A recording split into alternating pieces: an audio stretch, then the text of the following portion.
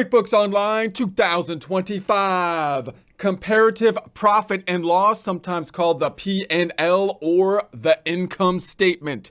Get ready and some coffee because we're learning how to save time with QuickBooks Online 2025. Here we are online in our browser searching for that QuickBooks Online test drive, the free sample company file available to everybody, looking for the result that has Intuit.com in the URL because Intuit is the owner of QuickBooks. We're going to be choosing the United States version of the software. We will verify that we're not a robot. Stop trying to call me a robot, man.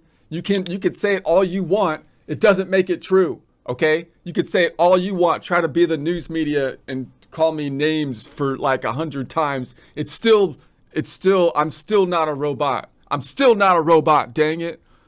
Okay. Let's open up the reports. The reports are located on the left-hand side. Reports located on the left-hand side. We're in the standard tabs. We're going to be right-clicking on the balance sheet. Open that link in a new tab. Right-clicking on the profit and loss. Open the link in a new tab. Let's go to that middle tab. Do our range change as has been our custom. We're going to go from 010124 tab 123125. Select the drop down and then we're going to say years.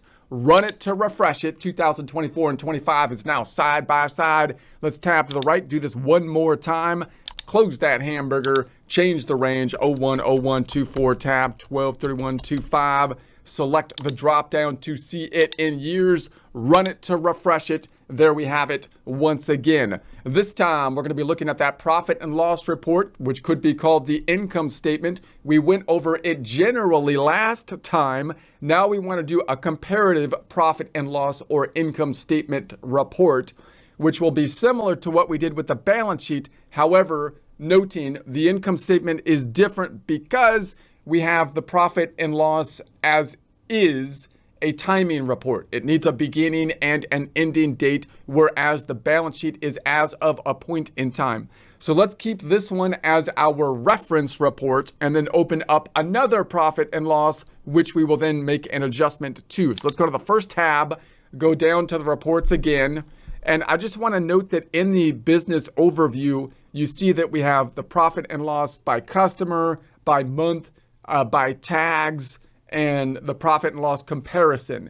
We're going to make a kind of profit and loss comparison, which will make this report kind of obsolete because you can do it yourself, make your own customization similarly with most of these profit and loss reports. So QuickBooks is trying to add them as already customized reports, which has its pros and cons because the pros are if you don't know how to make the reports, you can get these formatted reports here, but the cons are it makes it look like there are way more reports than there really are because these are really variants that we can construct from a general profit and loss, which we will do now.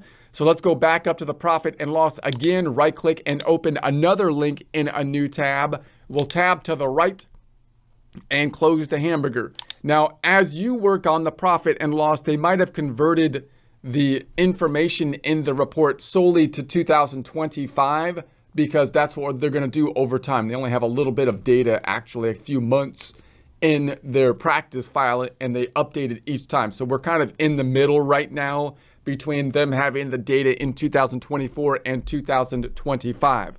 So on the profit and loss, like with the balance sheet, we could do a comparative report a few different ways. One is that we might want to have, say, more than one period, more than 1 month, more than 1 year, more than 1 quarter, in which case we can usually have the oldest one first, and then it's going to go towards the newest period on the right.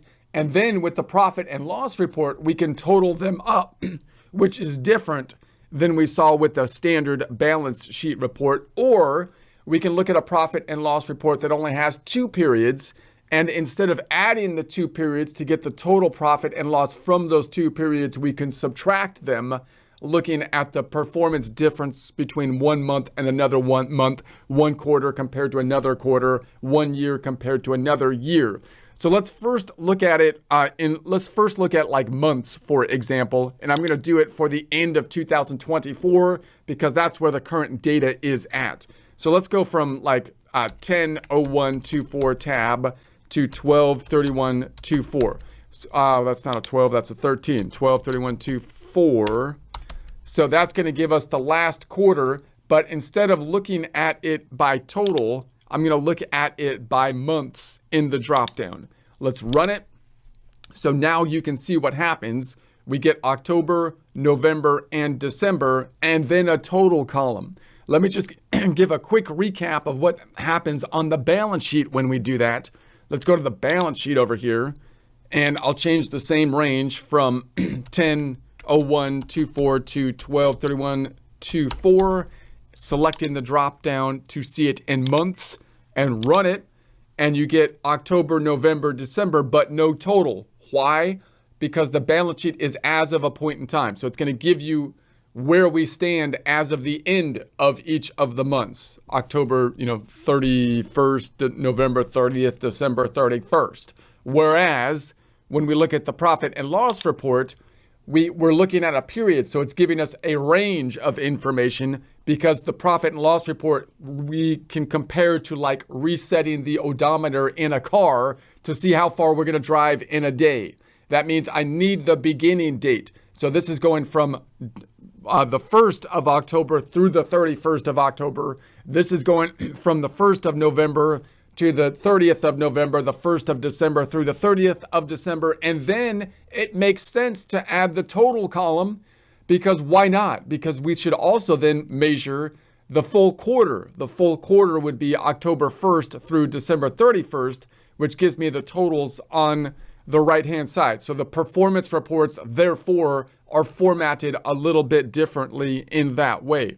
All right, so then we can do that same thing for quarters. If I wanted to look at the 4 quarters, I would make the range, for example, 01/01/24 to 12/31/24, and then select quarters, looking at it by quarter. And so now we've got the 4 quarters. We only have data, like I say, in the last couple quarters of the period, and then we've got the total, which is the year-to-date information. We can also go through years. If I want to look at the last 3 years, there's not going to be any information in a few of them, but let's go from 01/01/23 to 12/31/25 this time, 3-year period, and then look at it in terms of years, run it. So now we've got the 3-year, nothing was in the first year, second year, and then the total over the 3-year period, which is kind of neat. Okay, but maybe I don't want to look at the total adding up the periods, but rather I want to compare one period to the other, looking at the difference, which is quite common when looking at comparative performance reports, right? I want to see, how did I do last time? How did I do this time? What's the difference between the two? So in that case, I'm going to set the range toward the later time period, and then use this feature, in order to look at the previous period, which, if they switch to modern mode, you will recall will be switched to modern mode over here. And when we're in the modern mode, we have our comparative items up top. So we have the previous year, the previous period, and so on. So this is going to be the same kind of layout, and here's the percentages. I'll try to go back and forth in the event that QuickBooks switches to one or the other permanently, but they're still in testing mode, it looks like, at this time between the two. So let's go back to the classic mode, and then what I'll do is, let's say that we want to compare 2025, the entire year. Well, let's do the last month, December compared to November. So what I'm going to do is then go from the 12/01/25. Let's do it 24, 12/01/24 to 12/31/24. So now I've got the time range for that month. I'm going to go back to the totals, run it. So this would be for the month of 12/31/2024, month ended 12/31/2024, and then I can compare it possibly to the previous period, which is going to be 11/1 through 11/30, remembering that it's a kind of a wonky comparison, a kind of a not perfect comparison when we compare month over month because of the difference in the days. So you could try to make a perfect comparison by adjusting, December to 30 days or something like that. But usually we compare the full month to the full month, which is a little off in terms of a perfect comparison because we don't have an equal number of days in each month, but that is what it is. So if I run that, we have the comparison down here. Notice what it does. It puts now the current period, the latest period up front, which makes sense from a comparison standpoint like this because typically that's the most important period. So we put it up front and then the older period on the side, the next side to the right. When we read it from left to right, we read the most important or newest to the later or less important. And then we can subtract the two since we only have 2 periods now. So I can do that by selecting the drop down, look at the dollar change, and then I'm also going to add the percentage change. So let's go ahead and run that. So now you've got December minus the November. It gives me the dollar change, and then we have the percentage change, noting the dollar change is great for our purposes as we make comparisons to how we did from a dollar standpoint change from this period to last period and so on. And we can look at our prior performance. But I can't compare that as easily to other businesses that I'm trying to benchmark to because most likely if I was like a burger shop and I'm trying to compare to McDonald's, for example, I can't compare the dollars. But I want to benchmark possibly say to McDonald's because I know that's they have an efficient system. So I'm trying to learn from them but I can't compare dollars to dollars. Well, we can compare ratios. That's where the ratios come in. Anytime we're making a comparison of performance, which happens in job, when we're trying to analyze a job, if we're actually trying to look at performance, we're going to have to use ratios oftentimes in order to do that, to equalize the differences. So we're going to say, all right, if I took then the 360, for example, minus the 400 on this one, that gives us a negative 40. How do we then calculate the percent? We take the change in total dollar amount divided by the prior period, not the current period, the prior period. So divided by 400. And if we move the decimal 2 places over, that's going to give us our 10%. So these percent changes, we might be able to compare then if we were a small burger shop to say McDonald's, for example, and see if we can make those comparisons and then now notice, of course, that the dates up top might need to change. So now we have December 31st, but really that we might keep that, but really we have 2 dates that a comparison. We might want to change the name from profit and loss to a profit and loss horizontal analysis, for example. Before we do that, however, let's take a look at some other options. We can also, by the way, before I do that, let's switch back to the modern view, So here we have it. And if I go into the compare, here's where the previous month is. And then down here, we have the dollar change and the percent change. So instead of having them listed out with each of these options, it's a little bit more efficient this way. So we'll see if they keep that. But let's close that out and switch back to the classic view because we like to be classic over here, although I'm cool with the modern view if they want to keep that. And so then we're going to go previous year. Let's compare to the previous year and do a dollar change and a percent change and then run that one. So now it's looking at December 2024 compared to December of 2023. This might be better if I did this for 2025 because that's where the data is. So I'm looking at the range December 1st through December 31st of 2025. And now I want to look at the same period from the last year. So it's looking at December 2025. There's no data in it compared to December of 2024. So that makes sense. So if we're doing our income statement, we might want to have multiple periods and then add them up for the total, or we might want to have 2 periods and then subtract them. If we subtract them, we might want to compare the current period to the prior period, whether that be month, quarter, or year, or we might want to compare the current time frame to the same time frame in the prior year, such as the current month compared to the prior month. And last year, same month last year, the current quarter compared to the same quarter last year, the current, and so on.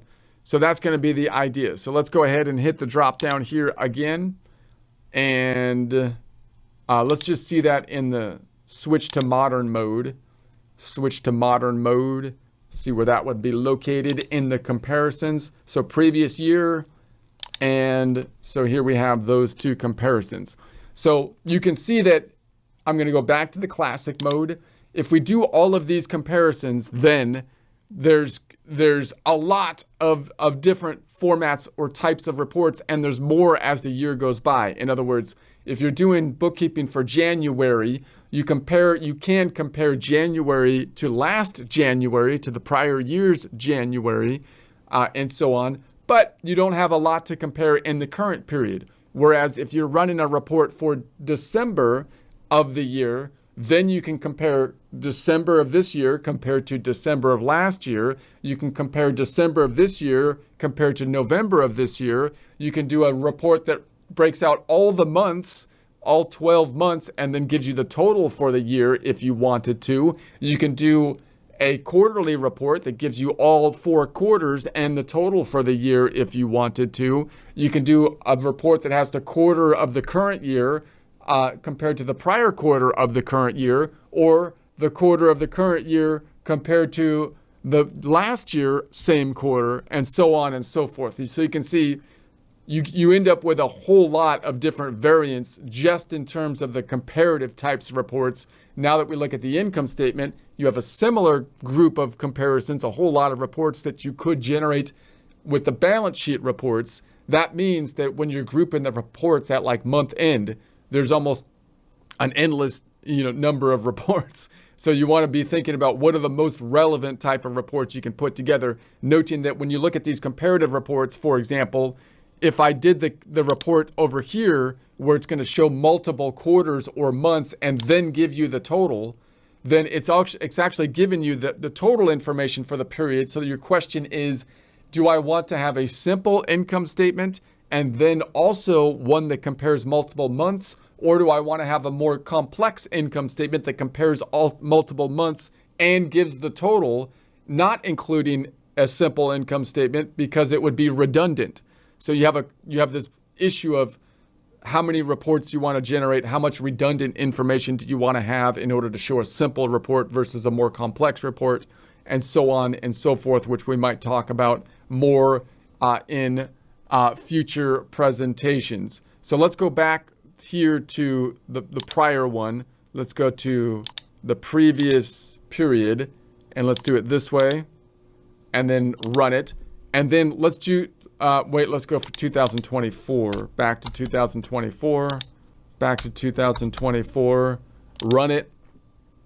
Okay, so then let's do some customization.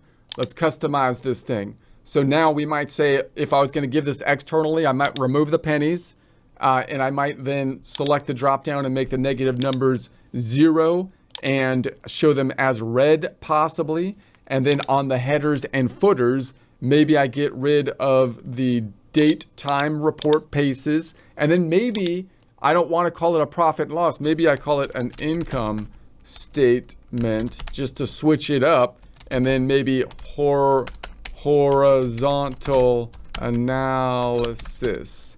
And I possibly would want to say for months versus years, because I could make horizontal analysis for, so I could say current months instead of comparing this month to last month or quarter to quarter. And then we can run it and we can see what our performance is.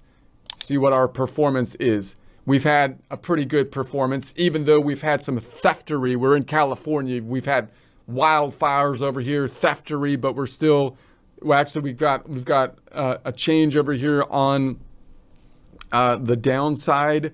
So, it's been kind of rough over here. I just recently called my klepto neighbor a thief. And can you believe the guy took offense to it? He took offense to be calling a thief because he's a klepto, which is really annoying that he took offense to it because now my dog keeps running away. So I warn you, if you call a klepto, they may take offense. Literally. You know, next time my dog runs away, I hope it craps on his lawn. Because if you take offense, then my free range dog takes a crap on your lawn. That's how. Anyway, I don't know where I went with that. So what am I doing over here? So now we're gonna. Oh, I could save the customization, and then we can go. This is gonna be 1, and then I'll put this into month-end reports. End reports, and then we'll add that. And then boom, so we'll save that there. And then of course we can save that customization by going to the first tab, and we go into the custom reports, run it. And so now we can save the customization, boom, looks muy B to the N. And so we'll continue in on the next time.